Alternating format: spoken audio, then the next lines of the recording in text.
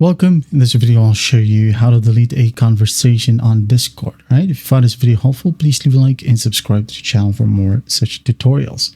Now, first up, I would like for you to know that there's no direct way to delete all chats on a DM right here on Discord. Okay? You can tap and hold, let's say, and just close the DM. But when this person, for example, chats you again, okay, your past messages will pop up again.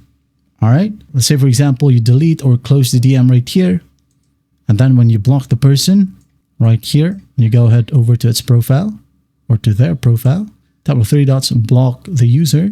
Well, unfortunately, when they go ahead and chat you back again, the message will still be there. Okay, so your last resort is go ahead and open up the chat and delete your chats one by one. But unfortunately, again, you cannot delete a message from the other person. Okay, your best bet right here is to just create an account. I don't know your reason why you wanted to delete your messages, okay, but your best bet again is to just create another account. That is it. I hope this video helps, and I'll see you in the next one.